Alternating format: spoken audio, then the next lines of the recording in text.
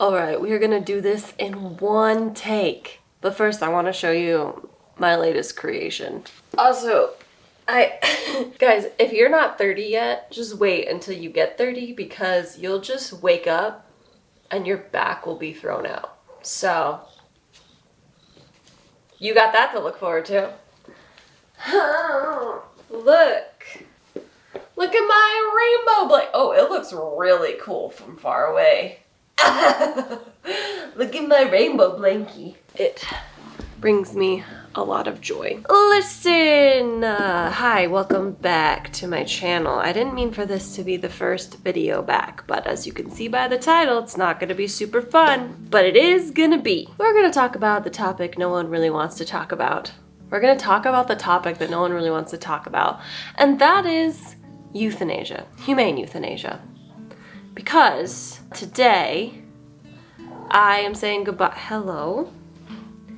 I am saying goodbye to Mr. Kitty, who is, we think, between 14 and 16 years old, and his health has kind of been declining slowly over the last like 2 years, and I don't know,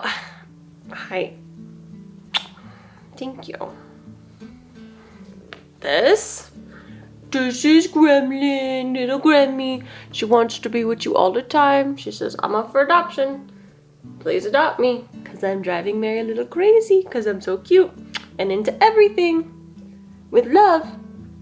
Anyway, she'd be just perfectly happy to be right here. We'll talk a little bit more about it, but I think the bigger discussion really needs to be about humane euthanasia that I see online all the time is like, it's almost villainized, right? Here's what I see, and it drives me crazy. So let's talk about it, because I think you can come at it from an individualized standpoint, right? Like you and your cat, and that's going to be a completely different feeling than like me and maybe a foster cat that we have to make that decision for, or just like the overall like cat population, which, don't get me wrong, might sound really bad, but I need you to bear with me on this one because I think about it a lot.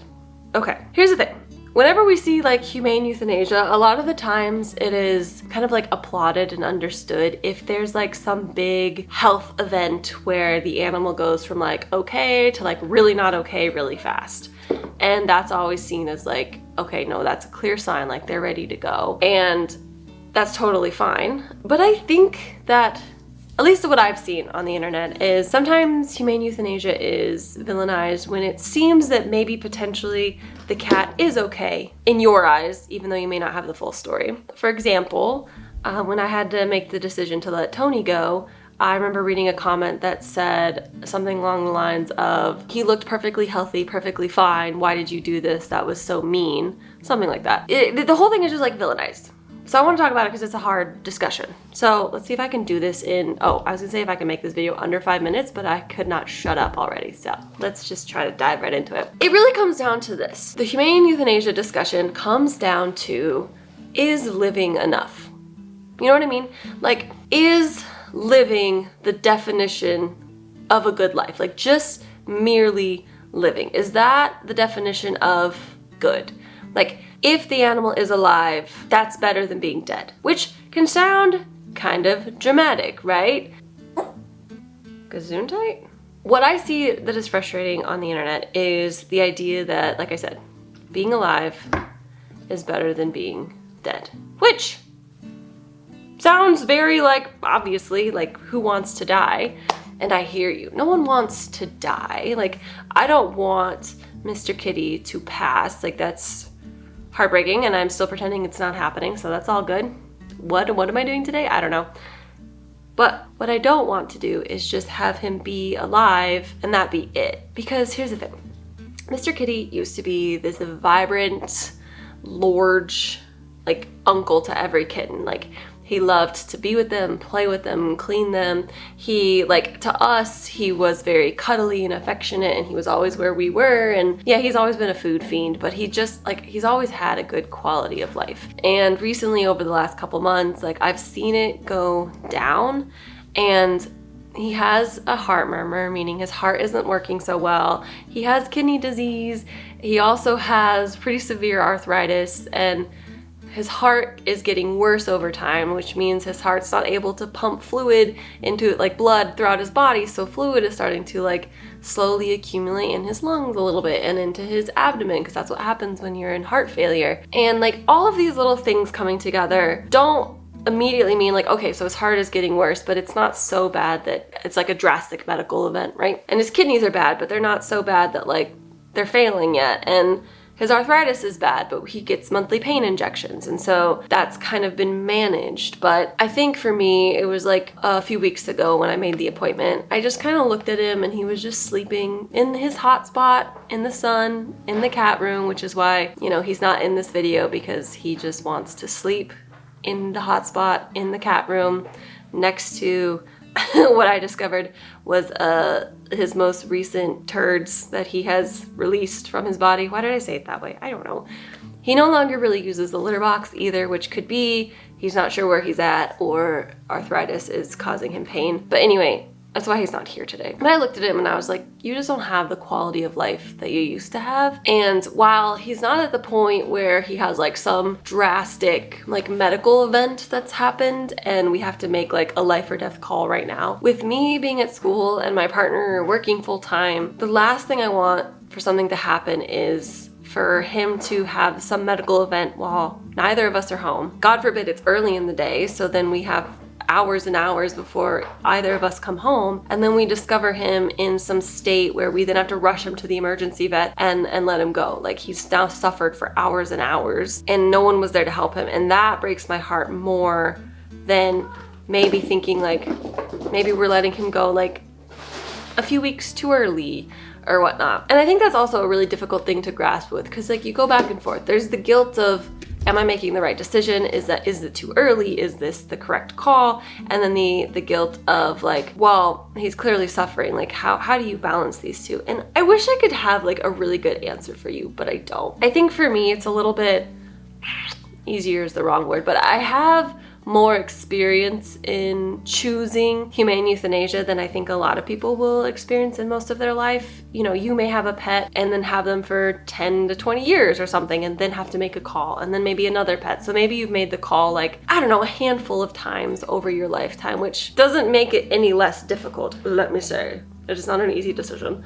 But, you know, I make it more often. So I think the reasoning behind a lot of the decisions are a little bit different, and I can just, I don't know what I'm trying to say, but basically like I do this more often than I think a person should. And I knew that for Dixie, my dog, that I waited too long to do it, and I kind of hate myself every day when I think about it, because she deserved better than that. She was basically like a shell of her existence by the time we finally decided it was time to let her go, and we should have made that call like 6 or 8 months earlier. But I didn't know. I was that person waiting for a drastic medical event to let me know that she was ready, but she was kind of telling me she was ready all along, just as she like slowly declined and was not able to enjoy life. And that's kind of where Mr. Kitty is. I don't want him to get to the point where Dixie was, where I look back and think, oh my God, like you let him suffer for way too long just so what, you could keep him around. Sometimes living is not the best option, especially when your quality of life is low. Personally, how I see it is I would rather have a decent quality of life for myself,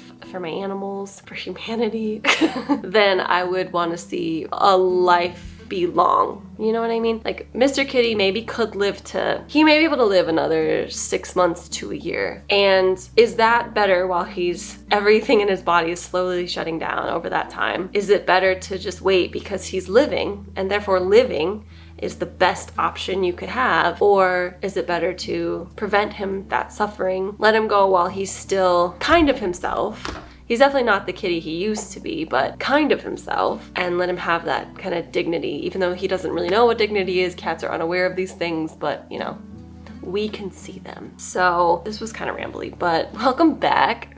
Happy 2025. This is our first video back. And yeah, Mr. Kitty's appointment is later today, so by the time you see this video, he will have already gone from us. And yeah, I'm just pretending still it's not happening. I'm the type of person when these things happen, like it's literally not happening until I sit down and it's happening, and then all the emotions just come and like smack me in the face. I used to think I was broken. Turns out kind of just autism. When I'm in the moment and it's happening, I'm just a wreck. But until then, it's like, what's happening today? I don't know. So yeah, anyway, happy to be back.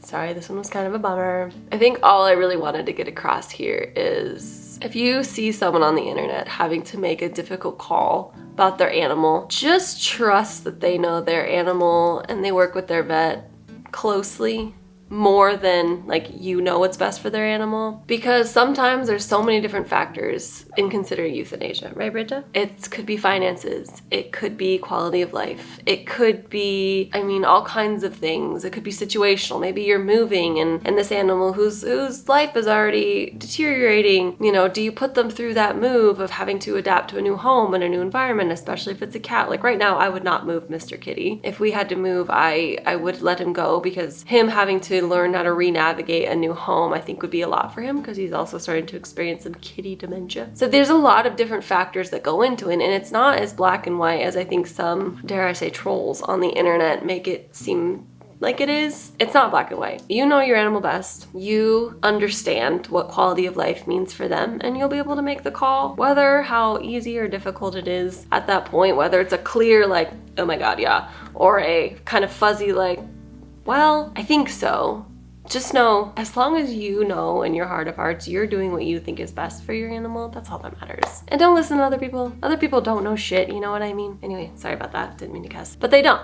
It's like when that person commented about me letting Tony go and that decision, they didn't know. They didn't know the hundreds of dollars we went in diagnostics. They didn't know the discussions I had with a couple vets. They didn't know the whole process. To them, it looks like I took him there. He was still moving around like a normal cat. Therefore, he should have lived. There was all this stuff that they didn't know. So yeah, if you have to make the call, my heart goes out to you. Sucks, but sometimes being a parent is hard. You have to make the decision for your children, even though it may not be your favorite decision. And remember, sometimes, actually, I would argue all the time, living is not the gold standard. Quality of life, in my opinion, yes. Come here. Why are you wet? Oh God. Quality of life should be the deciding factor. And you could be making my life a little bit higher quality, but why are you wet? Why are you wet? Why are you wet? Mwah! I love you guys. I appreciate you guys. Yeah, I'll see you on next week's video. Sorry this was a bummer, but it is what it is. Beetle! Look at Beetle! She still needs a home, but look at her. Look at how cute Beetle is. Okay, all right. Love you guys. Adios.